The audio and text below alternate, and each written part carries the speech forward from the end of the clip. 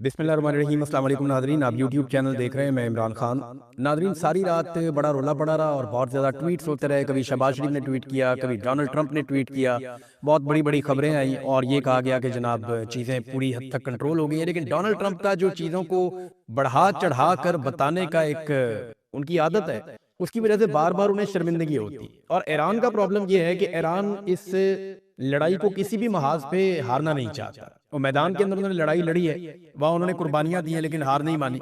ना वो मुज़ाकरात की टेबल पे हारना चाहता है, ना वो मीडिया के मैदान में हारना चाहता है। तो ईरान को ये लड़ाई हर मैदान के अंदर कम से कम या तो जीतनी है या कम से कम हारनी नहीं है। तो डोनाल्ड ट्रंप का भी मसला ये है कि डोनाल्ड ट्रंप बार बार फेस सेविंग के चक्कर में कोई ना कोई ऐसा स्टेटमेंट दे देते हैं जो उनके गले पड़ जाता है। पहले देखें इन लोगों ने किया क्या। फिर बाकर कालीबाफ जो मुज़ाकरात कमेटी के हेड है ईरान की जानिब से, उन्होंने सारी चीजें खोलकर सामने रख दी और डोनाल्ड ट्रंप के साथ झूठ उन्होंने 1 घंटे में पकड़े।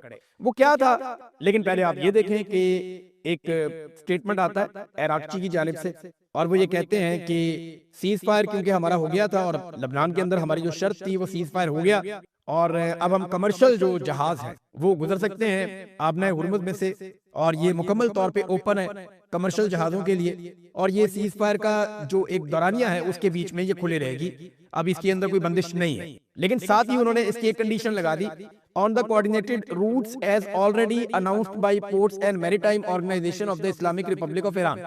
यानी ये जो भी होगा ये ईरान के जेरे इंतजाम होगा, यानी इसके ऊपर कंट्रोल ईरान का रहेगा, लेकिन ये खुली रहेगी। इसके ऊपर डोनाल्ड ट्रंप ने ईरान का शुक्रिया अदा किया और डोनाल्ड ट्रंप ने खुशी का इजहार किया कि जनाब आबनाए हुर्मुज़ खुल गई है, और ये एक बड़ी फेस सेविंग डोनाल्ड ट्रंप को बज़ाहिर मिल गई। लेकिन उसके बाद डोनाल्ड ट्रंप ने मीडिया के साथ जो जो बातें कर दी वो ईरान को उसका जवाब देना पड़ गया। और अब जब मैं ये वीडियो रिकॉर्ड कर रहा हूँ तो थोड़ी देर पहले बाकर कालीबाफ जो स्पीकर है ईरान के और उसके साथ साथ वो मुज़ाकराती कमेटी के हेड भी हैं, उन्होंने डोनाल्ड ट्रंप का सारा चट्टा कट्टा खोल दिया अपने ट्वीट के ऊपर और एक स्टेटमेंट भी जारी कर दिया, जबकि ईरानी वजारत खारजा ने भी एक स्टेटमेंट इस बारे में जारी कर दिया है। डोनाल्ड ट्रंप ने एक दावा यह भी किया कि ईरान अपनी अफसूदा शुदा यूरेनियम, यानी वो यूरेनियम जिसका वजन लगभग 450 किलो है, और वो यूरेनियम जो 60% तक अफसूदा हो चुकी है, यानी उसको एटमी मवाद बनाने के लिए या एटमी धमाका करने के लिए या एटमी तजर्बा करने के लिए चंद दिनों में इस काबिल बनाया जा सकता है अगर ईरान कोशिश करे तो।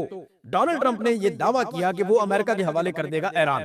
अब पूरी दुनिया में इस पे खबरें चलना शुरू हो गई कि जनाब ईरान ने यह फैसला कर दिया है कि वो अफसूदा यूरेनियम हवाले कर देगा डोनाल्ड ट्रंप के। और मुझे ये बहुत बड़ी कामयाबी लगी डोनाल्ड ट्रंप की, क्योंकि ये बहुत बड़ी वॉर ट्रॉफी है। अगर कहीं ये यूरेनियम डोनाल्ड ट्रंप किसी जगह पे रख के इसका मुआयना करने के लिए आ जाए या उसको देख ले या डोनाल्ड ट्रंप की टीम उसको देख ले और डोनाल्ड ट्रंप इसकी सिर्फ तस्वीर जारी कर दे कि जनाब हमने ईरान से ये यूरेनियम हासिल कर लिया है, अब ये अमेरिका के कंट्रोल में, अमेरिका के कब्जे में है, तो ये एक बहुत बड़ी कामयाबी हो सकती है अमेरिका की।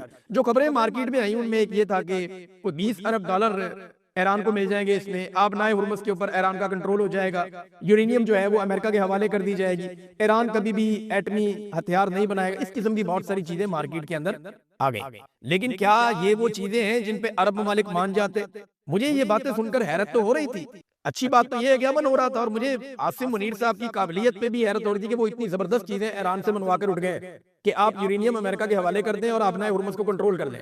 क्योंकि आबनाए हुर्मुज़ को अगर कंट्रोल कर देते हैं ईरानी, जैसा कि डोनाल्ड ट्रंप ने मुबारकबाद दी और ईरान ने कहा कि हमने खोल दी है लेकिन वो हमारे कंट्रोल के मुताबिक चलेगी, तो ये तो अरब ममालिक को कभी भी काबिल कबूल नहीं होगा। वो आबनाए हुर्मुज़ जो इससे पहले अरब ममालिक आजादी के साथ इस्तेमाल करते थे, वो सारे खलीजी ममालिक उस आबनाए हुर्मुज़ को इस्तेमाल करने के लिए ईरान के मरहूने मिन्नत हो जाए और अमेरिका यहाँ से अपनी वॉर ट्रॉफी लेकर चला जाए, तो अरबों को क्या मिला? ये बात मेरे ज़हन में आ रही थी। लेकिन फिर बाकर कालीबाफ ने ट्वीट कर दिए, और जो उन्होंने ट्वीट किए उनका मतलब मैं आपको बता देता हूं। उन्होंने तो फारसी में ट्वीट किए, उसका हमने अंग्रेजी में ट्रांसलेशन किया और उसको उर्दू में भी ट्रांसलेट किया। बाकर कालीबाफ ये कहते हैं कि अमेरिका के या अमेरिकी सदर के जो हालिया बयानात हैं उस पर उन्होंने शदीद रद्द-ए-अमल देते हुए कहा कि अमेरिकी सदर की जानिब से 1 घंटे में किए गए 7 दावे सरासर गलत और गुमराहकुन हैं। यानी 7 चीजें जो डोनाल्ड ट्रंप ने कही वो 7 की 7 गलत है। उन्होंने एक एक करके उन चीजों के ऊपर बताया। फिर उन्होंने ये भी कहा कि हमारी जो वजारत खारजा है उसका जो बयान है या इंटरव्यू है उसको आप पढ़ लें, आप गुमराह होने से बच जाएंगे, ईरानी मौक़िफ़ आपको वहां पे मिल जाए। उन्होंने कहा जी कि अमेरिका झूठे बयानिए के जरिए जंग में कामयाबी हासिल नहीं कर सकता और ना ही मुज़ाकरात में किसी नतीजे पे ऐसे वो पहुंच सकेगा। उनके मुताबिक ईरान के खिलाफ अगर मुहासरा जारी रखा गया तो आबनाए हुर्मुज़ खुली नहीं रहेगी। ये है जी सबसे इंपॉर्टेंट बात। डोनाल्ड ट्रंप ने कहा था कि आबनाए हुर्मुज़ खुल गई है, जबकि अमेरिका का ब्लॉकेज जो ईरान के हवाले से है वो जारी रहेगा। तो इस पे ईरान ने कह दिया जी अगर आपका ब्लॉकेज जारी रहेगा तो फिर आबनाए हुर्मुज़ भी नहीं खुली। तो अब अमेरिका को पहले ब्लॉकेज खत्म करना पड़ेगा। डोनाल्ड ट्रंप ऐसा आदमी है, वो सुबह अनाउंस कर सकता है, यानी वो आज के दिन में अनाउंस कर सकता है कि जी मैं ब्लॉकेज खत्म कर रहा हूँ, आबनाए हुर्मुज़ भी खुली हुई है, अब ब्लॉकेज रखने की जरूरत कोई नहीं है। तो वो फेस सेविंग लेने की कोशिश करेगा, लेकिन अगर वो इसको डिले करेगा तो ये उनके लिए एक और शर्मिंदगी का बायस बन जाएगा। लेकिन जो सबसे बड़ा दावा था डोनाल्ड ट्रंप का, देखिए 2 बड़े दावे किए ना डोनाल्ड ट्रंप ने, यहाँ पे तो उन्होंने 7 बता दिए, गिनवा दिए कि 7 दावे 7 के 7 गलत साबित हो गए डोनाल्ड ट्रंप के।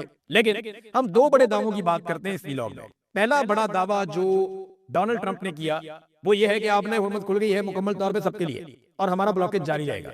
ईरान ने कहा नहीं, आपका ब्लॉकेज होगा तो आपने हुर्मुज़ बंद रहेगी और आपने हुर्मुज़ खुली है ईरान के ज़ेरे कंट्रोल, यानी ईरान ये डिसाइड करेगा, जो रूट ईरान देगा उससे जहाज गुजरेंगे, हमारे साथ कोऑर्डिनेशन करके गुजरेंगे, हमारे कंट्रोल में रहेगा। ये ईरान ने क्लियर किया। एक तो ये चीज है। दूसरी जो सबसे बड़ी चीज है जो अमेरिका के लिए एक वॉर ट्रॉफी है कि जनाब ये हमने जीतना है हर हाल में, वो है कि वो यूरेनियम लेकर चले जाए, जो एनरिच्ड यूरेनियम है वो उसको वहां से ले जाए। अब इसके ऊपर जो स्टेटमेंट है वो मैं आपको पढ़ के सुना देता हूं ताकि ज्यादा क्लैरिटी आ जाए। वो जो स्टेटमेंट है इसके अंदर जिसका लिंक शेयर किया है बाकर कालीबाफ ने, वो स्टेटमेंट ये कहती है कि Iran enriched uranium is not going to be transferred anywhere under any circumstances, कि ईरान की जो अफसूदाशुदा यूरेनियम है वो किसी भी सूरत में किसी भी जगह पे कहीं भी ट्रांसफर नहीं की जा रही, उसको मुल्क से बाहर नहीं भिजवाया जाएगा। और ये जो अगला जुमला है ना, इस पे है सारा जोर। उसमें वो कहते हैं कि just as Iranian soil is sacred so is enriched uranium. वो कहते हैं जैसे हमारे लिए ईरानी सरजमीन मुकद्दस है वैसे ही ये यूरेनियम भी हमारे लिए, यानी ये यूरेनियम हमारे लिए ऐसे ही मुकद्दस है जैसे ईरानी सरजमीन हमारे लिए मुकद्दस है। ये है वो 2 चीजें जो डोनाल्ड ट्रंप की गलत साबित हुई। अब डोनाल्ड ट्रंप को अगर यूरेनियम नहीं मिलती तो डोनाल्ड ट्रंप और क्या कर सकते हैं, इसके ऊपर अगर मैं गौर कर रहा था तो मुझे ऐसा लगता है कि अगर कोई सोल्यूशन निकलेगा तो वो ये होगा कि ईरान ये सारी यूरेनियम एक जगह पे इकट्ठी करके एक इंटरनेशनल तरीकाकार के तहत इसको निगरानी में ले आएगा कि जनाब ये वो यूरेनियम है जिससे अमेरिका को प्रॉब्लम है। आपको ये लगता है कि हम एटमी हथियार बना लेंगे, हमारे पास तो पहले ही फतवा है कि हमने एटमी हथियार नहीं बनाने, लिहाजा ये यूरेनियम पड़ी हुई है और इसके ऊपर आप आगे निगरानी कर लें और इसके ऊपर इंटरनेशनल निगरानी का जो पूरा मैकेनिज्म है वो इसके ऊपर आप लगा दें और हम आपको हर महीने या जो भी टाइम होगा उसके हिसाब से आप इसकी निगरानी कर सकते हैं, आप चीजें देख सकते हैं, ईरान कोऑपरेट करे, लेकिन उसके बदले में ईरान के ऊपर से पाबंदियां उठानी पड़ेंगी। ये नाज़रीन जो दोनों चीजें थी इन पे मैंने आपके सामने जो इस वक्त रीसेंट सिचुएशन है वो मैंने आपके सामने रख दी। बड़ा दिलेरी वाला स्टेटमेंट मुज़ाकरात के बीच में बाकर कालीबाफ ने दिया। किसी भी जगह पे ऐसा लगता नहीं है कि ईरान कोई हारा हुआ मुल्क है, या किसी जगह पे ऐसा लगता नहीं है कि ईरान को इतनी मार पड़ी है या ईरान पे इतने बम गिरे हैं। बड़ी उन्होंने रेजिलियंस शो की है और ईरानी अवाम जो है वो अभी भी टट कर खड़ी है। जहां पे भी कोई छोटा सा इवेंट होता है बहुत बड़ी तादाद में लोग निकल कर बाहर आ जाते हैं। ईरानी फॉरेन मिनिस्ट्री ने भी ये स्टेटमेंट दिया कि ये यूरेनियम मुल्क से बाहर भेजना हमारे लिए कोई ऑप्शन ही नहीं है। अब आ जाए नाज़रीन पाकिस्तान में। पाकिस्तान की तारीफ की डोनाल्ड ट्रंप ने और डोनाल्ड ट्रंप ने पाकिस्तानी वज़ीर आज़म की तारीफ की, पाकिस्तानी फील्ड मार्शल की तारीफ की। तो डोनाल्ड ट्रंप ने जो स्टेटमेंट दिया उन्होंने कहा जी फील्ड मार्शल बहुत अच्छा काम कर रहे हैं, शहबाज शरीफ बहुत अच्छा काम कर रहे हैं, उनकी उन्होंने बहुत तारीफ की, मादी में भी वो ये तारीफें करते रहे हैं। तो इस पे शहबाज शरीफ साहब ने भी ट्वीट करके डोनाल्ड ट्रंप का शुक्रिया अदा किया। अब शहबाज शरीफ साहब ने जो शुक्रिया अदा किया उसमें उन्होंने कहा कि जनाब सदर मैं पाकिस्तान के अवाम, फील्ड मार्शल आसिम मुनीर और अपनी जानिब से आपके मेहरबान और शाइस्ता कलमात पर दिली और गहरे एहसास तशक्कुर का इजहार करता हूँ। बहुत शुक्रिया अदा किया। पाकिस्तानी अवाम की तरफ से भी शुक्रिया अदा कर दिया, हालांकि अवामी मैंडेट नहीं है इनके पास। अवाम की तरफ से शुक्रिया तो वो वज़ीर आज़म अदा कर सकता है ना जिसके पास पब्लिक का मैंडेट हो। इनको तो वोट ही नहीं डाले लोगों ने, ये तो जबरदस्ती लाकर मिलिट्री एस्टेब्लिशमेंट ने हुकूमत में बैठा दिए, तो ये हकीकत तब्दील तो नहीं हो जाएगी इससे। तो मैं ये चाहता हूं कि आप लोग कमेंट करके बताएं ताकि हम वो कमेंट गिन के बताएंगे भी। आप इसी वीलॉग के बाद कमेंट करके हमें ये बताएं कि शहबाज शरीफ साहब ने आपकी तरफ से डोनाल्ड ट्रंप का जो शुक्रिया अदा किया है क्या आप इस शुक्रिया में शामिल हैं। क्योंकि चंद चीजें मैं आपके सामने रखता हूं कि आलमी सतह पे ये पदिराई डोनाल्ड ट्रंप की वजह से शहबाज शरीफ को, आसिम मुनीर को मिल रही है, लेकिन एक बात हमें समझनी पड़ेगी कि डोनाल्ड ट्रंप एक बड़ी अजीबोगरीब दलदल में फंस गया था। डोनाल्ड ट्रंप एक ताकतवर मुल्क का सदर है, वो खुद को सुपर पावर कहते हैं और उनकी ये कैपेसिटी है। उन्होंने ईरान के साथ एक ऐसी लड़ाई शुरू कर दी जिसमें उनके सारे इत्तेहादियों को छोड़ गए। आज पाकिस्तानी हुकूमत उस वक्त डोनाल्ड ट्रंप का साथ दे रही है जब आलमी सतह पे डोनाल्ड ट्रंप तनहा हो रहा है, उसके तमाम पुराने इत्तेहादी उससे दूर होते चले जा रहे हैं और उस वक्त पाकिस्तानी जो है वो डोनाल्ड ट्रंप के साथ खड़े, तो डूबते को तिनके का सहारा सही। तो अब डोनाल्ड ट्रंप का बहुत बुरा वक्त चल रहा था, उसको रेस्क्यू करने के लिए किसी की जरूरत थी, तो पाकिस्तान पे उसको बहुत भरोसा है, उसे लगता है कि पाकिस्तान के फील्ड मार्शल आसिम मुनीर और शहबाज शरीफ उनके वफादारों में से एक है, और ये मेरा पैगाम लेकर ईरान तक जाएंगे और मुझे फेस सेविंग दिलवाएंगे। बहरहाल इन्होंने उसके लिए कोशिश भी की है। देखिए, कुछ चीजें, कुछ हकायक तब्दील नहीं होंगे, यानी अमेरिका जितनी मर्जी तारीफें कर ले, लेकिन इससे चंद हकायक हैं वो तब्दील नहीं किए जा सकते। नंबर एक, आर्मी चीफ ने एक्सटेंशन ली हुई है, ये एक्सटेंशन शुदा, ये हकीकत आप तब्दील नहीं कर सकते। दूसरा, मुस्तकबिल में मुकदमात और एहतसाब से बचने के लिए इन्हीं आर्मी चीफ ने, फील्ड मार्शल ने इस्तिस्ना भी लिया हुआ है ताहयात, इसको भी आप तब्दील नहीं कर सकते। मिलिट्री एस्टेब्लिशमेंट ने पाकिस्तान के निजाम को इलेक्शन चोरी और जाली आईनी तरमीम के बाद मुकम्मल तौर पे कंट्रोल कर रखा है, ये हकीकत भी आप तब्दील नहीं कर सकते। पाकिस्तान में अदलिया, मीडिया और पार्लियामान आजाद नहीं है, ये हकीकत भी आप तब्दील नहीं कर सकते। जबरी गुमशुदगियां आज भी पाकिस्तान में जारी है, आप ये हकीकत तब्दील नहीं कर सकते। खवातीन के साथ जो ये रजीम कर रहा है इससे पहले कभी नहीं हुआ, ये हकीकत भी आप तब्दील नहीं कर सकते। मारक बलूच है, आपके सामने एक मिसाल है ईमान मजारी की, यानी उन्हें 17 साल सजा दे दी, किस बात पे? एक ट्वीट करने के ऊपर। और जनाब, जिस अदालत ने सजा दी उस अदालत के ऊपर एक जज बैठे, उनके बेटे ने 2 औरतें मार दी और घर चला गया चौथे दिन। यहाँ पे उसको घर भेज दिया और इसको 17 साल सजा दे दी एक ट्वीट करने पर। इंसानियत की बीमारियां पाकिस्तान में बदतरीन जा रही हैं, इस हकीकत को आप तब्दील नहीं कर सकते। शहबाज शरीफ एक जाली वजीर आजम है, 17 सीटें इन्होंने जीती थी, इन्हें इक़्तिदार दिलवा दिया गया और ये आसिम मुनीर साहब ने किया, ये एक हकीकत है, आप इसको तब्दील नहीं कर सकते। आपकी आलमी सतह पे जितनी मर्जी तारीफें की जाए, अपनी हुकूमत बनाने और मुकदमात से जान छुड़वाने के लिए शहबाज शरीफ साहब ने और नवाज शरीफ साहब ने फौज के साथ मिलकर एक साजिश की थी, आप इसको तब्दील नहीं कर सकते। जिस दिन उसके ऊपर फर्दे जुर्म लगनी थी उस दिन उसको वज़ीर आज़म बना दिया, इस हकीकत को आप तब्दील नहीं कर सकते थे। गुज़िश्ता 4 सालों में हर शोबे में पाकिस्तान नीचे की तरफ गया है, इसको आप तब्दील नहीं कर सकते। मईशत हो, अमनो अमान हो, गवर्नेंस हो, इंसानी हकूक के तमाम शोबों में, हर शोबे में इन 4 सालों में पाकिस्तान गिरावट का शिकार हुआ है। इन हकायक को आप तब्दील नहीं कर सकते, ये हकायक आप बदल नहीं सकेंगे, क्योंकि इस्तेहकाम नहीं आ रहा और ना ही पाकिस्तान में सरमायाकारी आ रही है।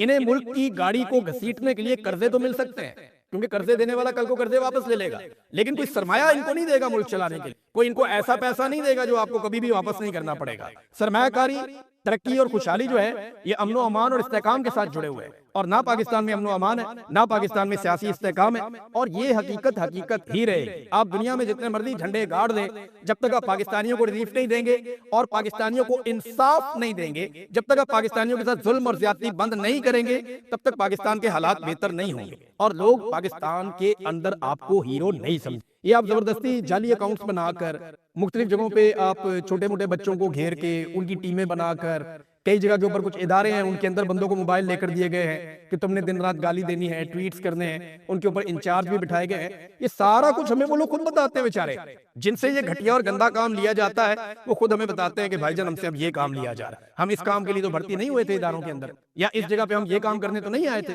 हम तो अपने मुल्क की खिदमत करने आए थे, ये हमसे किस तरह का काम लिया जा रहा है। भारत, ये जो मर्जी आप कर लें, पब्लिक आपके साथ कभी खड़ी नहीं हो सकती, या आप लोगों की नजर में हीरो नहीं बन सकते जब तक कि आप पाकिस्तानियों का भला नहीं करेंगे और पाकिस्तानियों के वफादार नहीं होंगे। लेकिन हमारी अजीब सालसी है कि इंडिया जो है वो रशिया से और ईरान से तेल ले सकते, हम नहीं ले सकते। वो गैस ले सकता है उनसे, हम नहीं ले सकते। यहाँ पे ये एक जियो न्यूज ने खबर दी हुई है, ये मेरे सामने उसका लिंक पड़ा हुआ है। ये खबर ये बताती है कि भारत जो है उसने जो अदायगियां की हैं ईरान को, वो चीनी युआन के अंदर शुरू कर दी है। यानी ईरानी तेल के लिए जो भारत ने अदायगियां की हैं वो चीनी युआन में की हैं। अमेरिका ने भारत को ईरान से और रशिया से तेल लेने के लिए छोड़ दिया, पाकिस्तान को नहीं छोड़ा। अमेरिका ने भारत को टैरिफ के अंदर भी पाकिस्तान से बेहतर एक मदद दे दी। हमने बहुत बगलें मचाई, बड़ा शोर मचाया कि हमारे पास 19% टैरिफ लगा, हमें बड़ा फायदा हो गया। मैं सिर्फ एक सवाल करता हूँ ना, गवर्नमेंट ये बताए कि टैरिफ अगर थोड़ा सा कम आपको लग गया था तो आपने एक्सपोर्ट्स में कितना इजाफा किया? भाई उसका फायदा तो तब होगा ना जब आप अमेरिका को बहुत ज्यादा अपनी एक्सपोर्ट्स बढ़ा देंगे। आपकी एक्सपोर्ट्स अमेरिका को कम हो रही हैं, आप टैरिफ जितना मर्जी करवा लें, इससे क्या फर्क पड़ता है? इससे तो कोई फर्क नहीं पड़ता। तो भारत ने तो फिर भी टैरिफ आपसे भी 1% कम करवा लिया बाद में।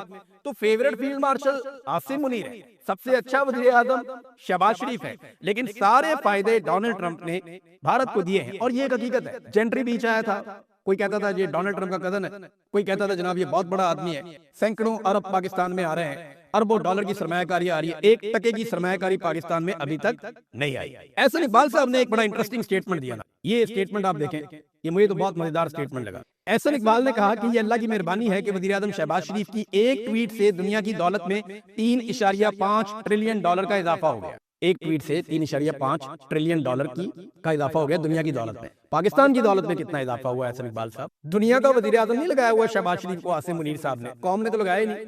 तो आसिम मुनीर साहब ने शहबाज शरीफ साहब को दुनिया का वजीर आजम नहीं बनाया, पाकिस्तान का वजीर आजम बनाया। कोई एक ट्वीट शहबाज शरीफ से ऐसा भी करवा दें जिससे पाकिस्तान की दौलत में इजाफा हो जाए। और मैं आपको बताऊं वो ट्वीट क्या हो सकता है? वो ट्वीट हो सकता है कि हमने एक जाली हुकूमत बनाई थी, हम कौम से माफी मांगते हैं, हम इस हुकूमत को डिसॉल्व कर रहे हैं, नए इलेक्शन फेयर एंड फ्री होंगे, एक आजाद खुद मुख्तार इलेक्शन कमीशन के अंडर होंगे और इस तारीख को होंगे। ये एक ट्वीट आप शहबाज शरीफ से करवा के देखें, पाकिस्तान की दौलत में इजाफा होगा, पाकिस्तान की इज्जत में भी इजाफा होगा। लेकिन ये ट्वीट करके आप लोगों ने जाना किधर है? क्योंकि जो गुनाह, जो जुल्म, जबर और फतायत आप लोगों ने कर दी है, अब इसका सामना आपको करना पड़ेगा। आज नहीं तो कल आपको भुगतना पड़ेगा जो कुछ आपने कर दिया। ख्वाजा आसिफ साहब जैसे हमेशा नफरत बेचते थे, वैसे ही अब भी नफरत बेच रहे हैं। यानी एक मरतबा फिर वो इमरान खान के खिलाफ यहूदी कार्ड निकाल कर ले आए, जनाब ये उनका बंदा है, ये उनके लिए काम करता है। वो देखेंगे यहूदी अखबार ने क्या लिखा। इनको आर्टिकल पढ़ना भी नहीं आता, भाई पढ़ो तो सही आर्टिकल को, उसमें भुट्टो का भी नाम है, उसमें नवाज शरीफ का भी नाम है, और वो एक ही जैसा तस्करा किया हुआ। दूसरा एक चीज और अपने ज़हन में रखें आप, इस वक्त इसराइल के साथ बेहतरीन ताल्लुकात मौजूदा पाकिस्तानी हुकूमत के हैं। ये पहली मरतबा हुआ है कि आप फलस्तीन के हक में एहतजाज नहीं कर सकते, इसराइल के खिलाफ एहतजाज नहीं कर सकते, गोलियां चल जाती हैं पाकिस्तान में। ये पहली दफा हुआ। और फील्ड मार्शल की पॉलिसी की तारीफ की बहुत सारे इसराइली अखबारात ने, ये हम पढ़ते रहे उसको और आपको सुनाते भी रहे बार बार। उस वक्त तो ख्वाजा आसिफ साहब आप नहीं बोले। ये भी पहली मरतबा हुआ कि वजीर दिफा ने इसराइल के खिलाफ 2 ट्वीट किए और दोनों उनको डिलीट करने पड़ गए मजबूरी के आलम में। और जिस तरह डिलीट हुए हैं ना, वो मैं उस बात की शदीद मजम्मत करता। मुझे लगा कि नहीं ये ज्यादती है, ये गलत है। लेकिन ख्वाजा साहब आप नफरत बार बार बांटते हैं, आप बार बार नफरत बेचते हैं, कभी मजहब के नाम पे, कभी यहूदियत के नाम पे, कभी इस्लाम के नाम पे, कभी किस नाम पे। बैरून मुल्क जाके यही ख्वाजा साहब स्टेटमेंट दे रहे थे कि हम बड़े लिबरल हैं, इमरान खान बहुत मजहबी है। पाकिस्तान में आके यही ख्वाजा साहब कहते हैं जी इमरान खान यहूदी है और हम बड़े मजहबी हैं। यानी वहां कोई और चूरन बेचते हैं। भाई ये ग्लोबल विलेज इस वक्त अब दुनिया सारी की सारी इंटरनेट के जरिए से जुड़ी हुई है। 5 मिनट में इधर की बात उधर पूरी दुनिया में जंगल की आग की तरह फैल जाती है। अब आप वो नहीं कर सकते जो आप माजी में करते रहे हैं। नाज़रीन और भी चीजें थी लेकिन मैं आपके साथ शेयर करूंगा नेक्स्ट वीलॉग में। अब तक के लिए इतना ही, अपना ख्याल रखिएगा, अपने चैनल का भी। अल्लाह हाफिज।